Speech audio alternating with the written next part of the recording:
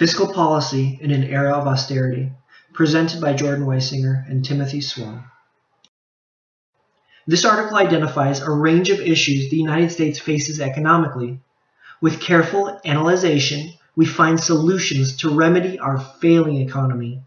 We will address specific budget shortcomings, as well as demonstrate a failed approach. Then, after making a distinction among the definitive problems, we will conclude by illustrating how policymaking and reform, such as lowering the corporate tax rate, can progress our economy.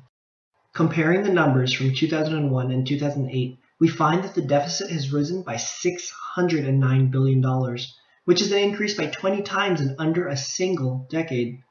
The deficit has led the federal budget to rise by over $1 trillion, $1.86 trillion in 2001, $2.98 trillion in 2008, to an even higher $3.82 trillion in 2011. The United States Treasury debt had also been on the increase in that same time frame, from $3.3 trillion to $5.8 trillion. In addition to budget deficit, we also face a trade deficit. In 2010, the United States economy grew 2.9%, which is great. However, it is staggeringly low compared to China with a 10% growth, India with a 9% growth, Brazil with a 7% growth, and Mexico with a 5% growth. With other countries growing and reducing corporate tax rates, it gives businesses the incentive to locate operations outside of the United States. This leads to the loss of jobs and potential United States tax revenue. This tremendous debt and growing deficits has an unfavorable impact on the United States economy. The economy has suffered greatly, with a jump in the unemployment rate to over 8% beginning in 2008 and lasting for over 5 years. Household income during this time had dropped to levels we haven't seen since the 90s, causing a child poverty rate of 22%, the highest level since 1993. The author expresses the reality of our suffering economic state and the importance of finding a prompt resolution. The one indisputable solution the author indicates is to develop our economy. The idea is to grow our economy, which will increase the amount of taxes we collect, in turn alleviating a portion of the budget deficit. An increase of jobs will spur further development, tax revenues, and even decrease the need for some governmental services. This broad and basic idea would help close the gap within our unfavorable economy. We even had implemented a method in an attempt to promote growth in 2009. The model we use to promote growth is called the Keynesian stimulus. The idea behind this method is to use government borrowing to buy goods and services. These goods and services would provide a present worth and increase in value over time, jumpstarting the stalled economy. In 2009, the Obama administration implemented a stimulus hoping to spark growth in the United States economy. However, we did not see the results we were hoping for. This method is difficult to execute properly and is riddled with issues. The first of which is that we do not know exactly how much each invested dollar will realistically grow into. There are two models, the old and new. The old model stated that $1 would return $1.50, which is what we were hoping for with the 2009 stimulus. However, more modern reviews have predicted a return of something closer to 60 cents per every dollar, factoring in inflation rates and interest. Secondly, it is difficult to ensure the money is actually being used for purchases of goods and services. Reports of 2009 and 2010 state that only 3% of the allocated money was actually used for government purchases. Thirdly, for the money that had been used, we need to make sure it is used for things of value, not for building bridges to nowhere, which may be even more difficult to do because many projects are politically motivated and are done for the sake of doing them and not to genuinely add value. Finally, the Keynesian method is troublesome because it is not a long-term solution. We need a way to manage the deficit. There are risks involved with the Keynesian method, the first being that it could just outright not work, which means it would increase the amount of our debt, leading to higher long-term interest rates, making it more difficult to recover in the future. Without addressing the long-term policy outlook, we fail to give confidence in business owners to invest in themselves, in turn dissuading those owners from hiring. Because there's such a broad range of problems, we may want to identify additional issues and try an alternative approach to managing our deficit and the economy. Consumers with underwater mortgages have less purchasing power, and that could seriously impair economic recovery. One of the options available is to help them refinance. This would provide an increase in the amount of disposable income and reduce the ratio of used credit to available credit. The lower ratio would increase their credit scores and permit more borrowing. Reckless or unwise lending was a primary driver of the crisis. Better financial regulation is needed to prevent future crises. This applies on the individual level with more responsible products and the institutional level with more accurate evaluations for risk in the securitization process. Medicare and Social Security have projected deficits, and both will have to be addressed within the next decade. They need to be reformed to ensure their solvency. Options include collecting more taxes, reducing benefits, or increasing the age requirements. Many economists and business leaders believe that there are unnecessary regulations. It is believed that reducing the number of regulations will increase or improve the performance of businesses.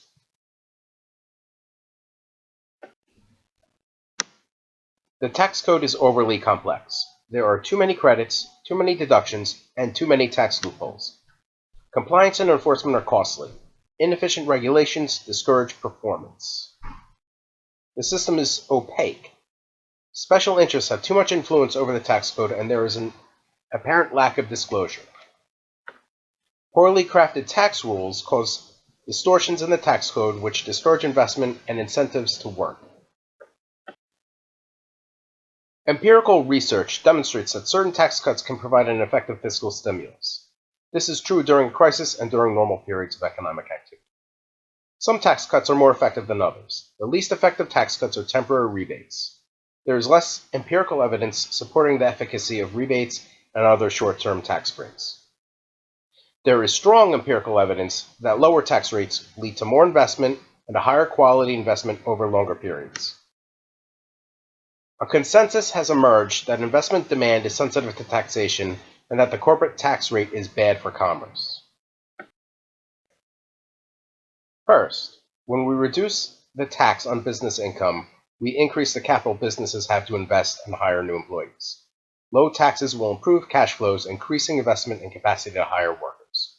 Second, lower tax rates also reduce the incentives to engage in distortive tax planning. Corporations will stop favoring debt over equity. They will stop favoring tax-free reorganizations to taxable ones. There will be far fewer incentives to remain a private company and seek eligibility for pass-through tax treatment. Third, cutting the corporate tax rates is critically important to competing within the global economy. Capital is now mobile in the global economy, making jobs mobile. There will be a flight towards low-tax environments, and jobs will follow this movement. There is also strong empirical evidence that high tax rates discourage foreign direct investment. The most significant hurdle to lowering the tax rate is political.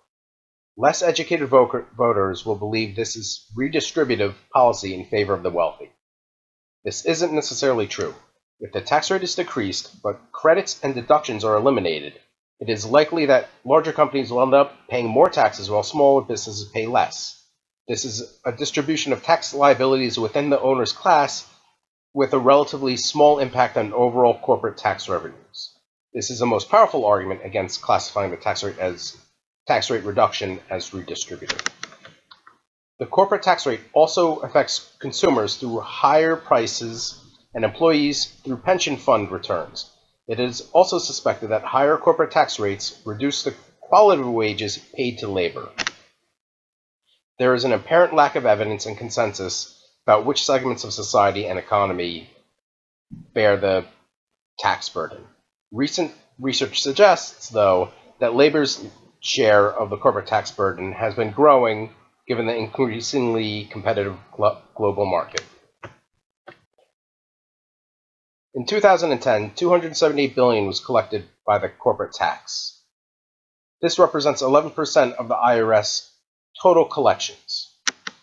There will be a small loss in revenues after the corporate tax rate is decreased. A small portion of the revenues will be recovered when the lower rate disincentivizes distortive tax planning. When the interest deduction is less valuable, more companies will elect to pursue equity-based financing rather than debt financing. This will recover another portion of the lost revenue.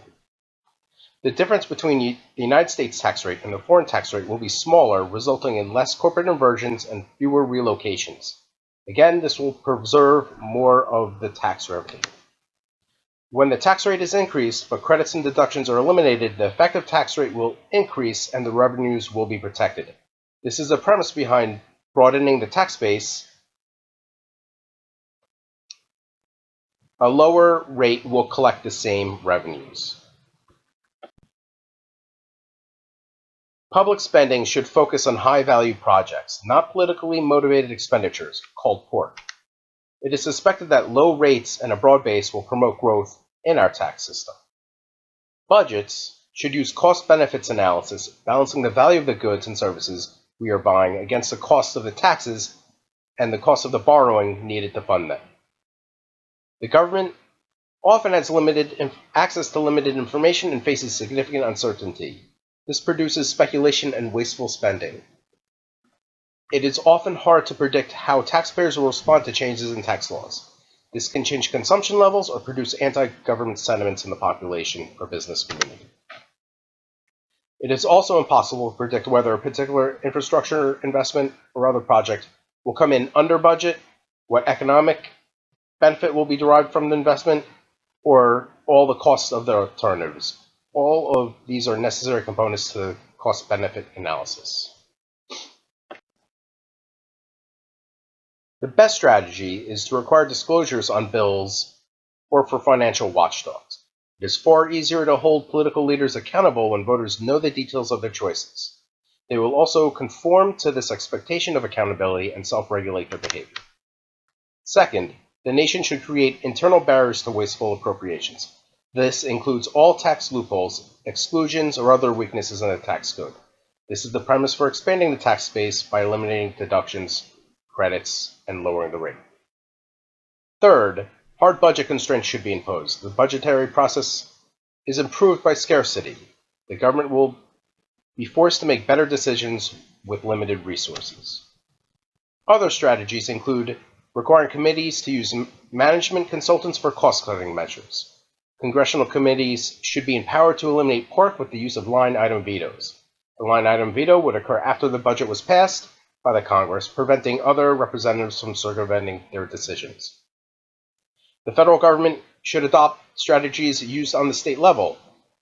These include the use of pay-go rules, with limits on taxes and expenditures, called TELs, and balanced budgets for constraining deficits. Despite being in an era of austerity, there are definite ways to correct our path. There have been recent improvements such as GDP growth, steady declines in unemployment, policy reform to cut waste, and policy development to promote government transparency and regulations. By overcoming stereotypes such as those associated with lowering corporate tax rates, we will begin to thrive economically and become a stronger competitor in the international marketplace, hopefully bringing another era of prosperity to our near future.